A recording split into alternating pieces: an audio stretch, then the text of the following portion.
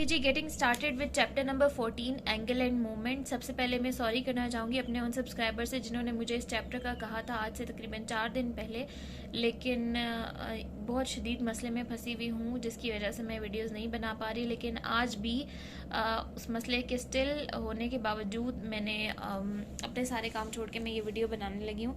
I am really very sorry for being so let. ठीक है, so this video is first from learners book और उसके बाद इसी चैप्टर पे इंशाल्लाह ताला वर्क बुक से भी आज ही वीडियोस अपलोड करूँगी। अच्छा जी, an angle is the amount of turn. कितना अमाउंट ऑफ टर्न, टर्न कहते हैं मोड़ को।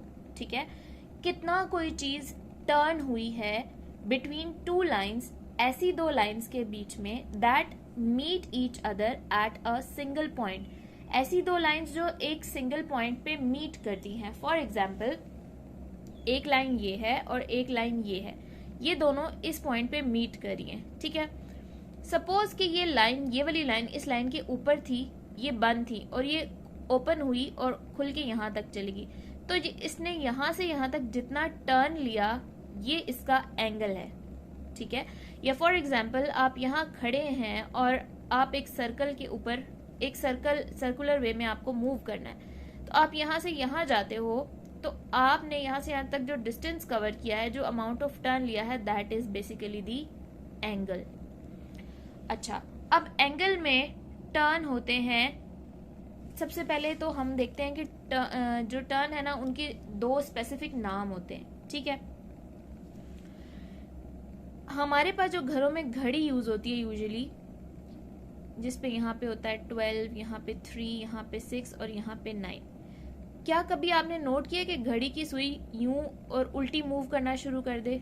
नहीं मूव करती ना उल्टी, वो इस डायरेक्शन में मूव करती है, फिर दोबारा इसी डायरेक्शन में, पूरा 1 घंटा होता है, फिर दोबारा इसी डायरेक्शन में। तो जब भी कोई चीज इस डायरेक्शन में मूव कर रही होती है तो उस मूवमेंट को कहते हैं क्लॉकवाइज मूवमेंट। ठीक है, यानी क्लॉक की डायरेक्शन वाली मूवमेंट। और अगर इससे ऑपोजिट डायरेक्शन में मूव करना शुरू हो जाए, यूं यूं यूं यूं, तो इस मूवमेंट को कहते हैं एंटी क्लॉकवाइज मूवमेंट, यानी कि क्लॉकवाइज के ऑपोजिट मूवमेंट। ठीक है जी, तो पहली इंपॉर्टेंट बात जो आपको इस चैप्टर के स्टार्ट में पता होनी चाहिए वो कि एंगल क्या है, सेकेंडली क्लॉकवाइज मूवमेंट किसे कहते हैं, थर्डली एंटी क्लॉकवाइज मूवमेंट क्या होती है।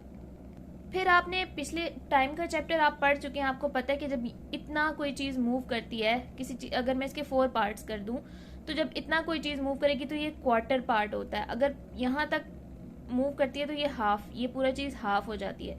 यहाँ तक करेगी तो 3/4 एंड यहाँ पे कंप्लीट हो जाता है। ठीक है, तो यानी कि एक इतने से टर्न को हम कहते हैं क्वार्टर टर्न।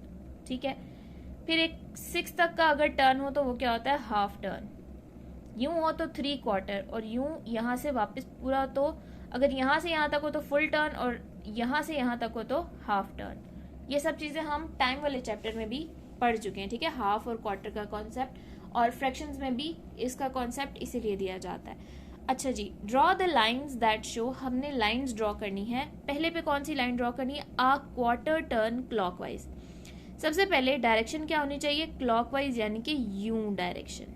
ठीक है, अब इसको हमने क्वार्टर टर्न देना है। कितना टर्न, यानी कि यहाँ से यहाँ तक, और डायरेक्शन कौन सी होनी चाहिए, क्लॉक वाली, ये। तो हमने दे दिया जी क्वार्टर टर्न क्लॉकवाइज, ये हमने बना दिया। ठीक है, हमने खाली ये वाली लाइन बनानी है, मैं आपको सिर्फ दिखाना चाह रही थी तो मैंने ये ड्रॉ किया। आपने लाइन से सिर्फ ये ड्रॉ शो करना है, a quarter turn clockwise. Second में a quarter turn anti clockwise, अब उल्टा मूव करेंगे जी, लेकिन लेना क्वार्टर टर्न ही है। ठीक है, हाफ का भी half. A half turn clockwise, clockwise half turn. ठीक है, पूरा half turn. A half turn anti clockwise, half turn लेना है लेकिन इस बार एंटी क्लॉकवाइज, इस बार इसकी डायरेक्शन ये होगी। तो होप्स हो कि आपको क्लॉकवाइज और एंटी क्लॉकवाइज भी क्लियर हो गया होगा, और क्वार्टर और हाफ भी क्लियर हो गया होगा। अब यहाँ पे एक इंपॉर्टेंट बात है, a quarter turn in any direction is called right angle. किसी भी डायरेक्शन में जब एक चीज क्वार्टर टर्न लेती है, वो बिल्कुल सीधा, सीधे दो एंगल, दो लाइंस मिल रही होती हैं और वो बिल्कुल सीधी सीधी लाइंस होती हैं, तो उसको हम कहते हैं राइट एंगल। ये एक बहुत बहुत बहुत ज्यादा इंपॉर्टेंट टर्मिनोलॉजी है जो आगे के पूरे चैप्टर में यूज होगी।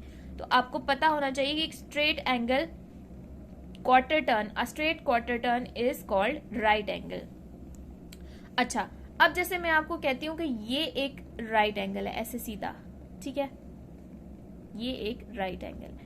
फिर मैं यहां पे एक इस डायरेक्शन में भी राइट एंगल बना देती हूं।